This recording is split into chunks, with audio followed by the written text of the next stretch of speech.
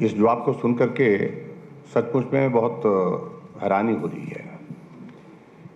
एक तरफ से आप कह रहे हैं कि 112 क्रशर बंद किए और दूसरी तरफ से कहा कि कोई 2 महीने के लिए हम बंद करते हैं। अगर सही मायने में बंद करते हैं तो बंद करने के लिए आपको आदेश करने की आवश्यकता क्यों पड़ी? दूसरी, आप उस बात को लेकर के आगे बढ़ करके हमारे पास तो 204 करोड़ रुपए आ गया, यानी कि रेवेन्यू लॉस नहीं है। और रेवेन्यू लॉस अगर नहीं है तो इसका मतलब क्या है कि और रेवेन्यू कमाने के लिए हमको प्रयत्न नहीं करने चाहिए, तो बंद ही करना चाहिए क्या? अरे बहुत सच्चाई है कि सरकार को एक आदत पड़ गई है, जब कोई इस तरह की कोई ये चीज़ें होती हैं तो बंद करने का, ये बंद कर दो, वो बंद कर दो, सब कुछ बंद कर दो। ये बिना सोचे समझे, दिमाग लगाए बिना ही एक जो अपनी आदत के मुताबिक बंद करने की एक जनून सवार हुआ है पिछले 1 साल से, उसका परिणाम ये एक परिणाम है। ये मैं माननीय मंत्री से पूछना चाह रहा हूँ आपके माध्यम से, आप एक बात को कह रहे हैं कि 112 क्रशर जो है वो बंद किए गए थे और 112 क्रशर में से फिर बाद में आपने कुछ 90 क्रशर चला दिए। तो प्रश्न पैदा यहां ये होता है कि अगर 112 क्रशर आपने बंद कर दिए थे और उसमें से 90 क्रशर अब चला दिए, तो बंद किए किस बात के लिए थे? ये बोला है प्रश्न तो यही तो प्रश्न।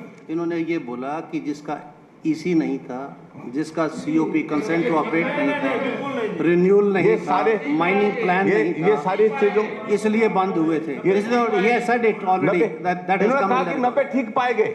बाकी तो हम ये कह रहे हैं जो जब 90 ठीक पाए गए, पहले 50 वो जो बंद किए गए, जो आपने बंद कर दिए क्योंकि आपका तुगलकी फरमान हो गया कि बंद करना, और बंद करने के बाद क्या उनको नुकसान नहीं हुआ?